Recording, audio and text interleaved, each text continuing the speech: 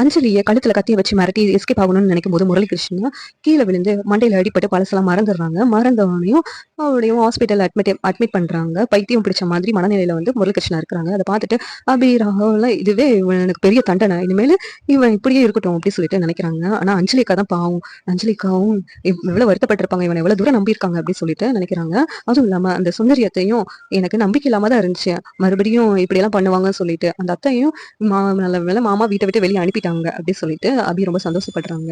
இந்த பக்கம் அஞ்சலிக்காவை நினைச்சு ரொம்ப வருத்தமா இருக்கு அப்படின்னு ஃபீல் பண்ணிக்கிட்டு இருக்காங்க. அஞ்சலிக்கும் ஹாஸ்பிட்டல் அட்மிட் பண்றாங்க, வலி வரதுனால குழந்தையும் பிறக்குது.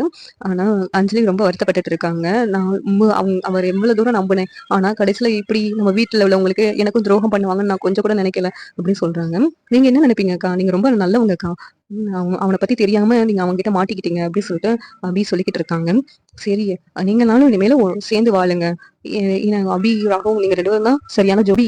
ராகவ் உன் மேல சந்தேகப்பட்டது தப்புதான், ஆனா இனிமேல் எந்த காரணத்தை கொண்டும் ராகவ் விட்டு நீ பிரிஞ்சு போகக்கூடாது. ராகவும் மனசு மாறிட்டான், இனிமேல் உன்னை நல்லா பாத்துக்கோங்க அப்படின்னு சொல்றாங்க. சரிங்கக்கா அப்படின்னு சொல்லிட்டு அபியும் சொல்றாங்க. இனிமேல் நாச்சும் 2 பேரும் சேர்ந்து வாழ பாருங்க அப்படின்னு சொல்லிட்டு அபியோட அத்தை, அம்மா, அப்பா எல்லாரும் சொல்றாங்க. உடனே அபிக்கு ஃபர்ஸ்ட் நைட்டும் ஏற்பாடு பண்றாங்க அபி ராகவுக்கும். அவங்க 2 பேரும் சந்தோஷமா இருக்காங்க. இந்த பக்கம் அனு ஆகஸ்ட்க்கும் ராகவ் அபியும் ஒருத்தருக்கு பிரிஞ்சு இப்படி சேருவாங்க, அதை நினைச்சு ரொம்ப சந்தோஷமா இருக்கு அப்படின்னு சொல்லிட்டு பேசிக்கிட்டு இருக்காங்க. இந்த சீரியல் எப்படி நல்லா இருக்கும் நீங்க நினைக்கிறீங்கன்னு கமெண்ட் பண்ணுங்க. இந்த வீடியோ பிடிச்சிருந்தா லைக் பண்ணுங்க, ஷேர் பண்ணுங்க, சப்ஸ்கிரைப் பண்ணுங்க. தேங்க்யூ.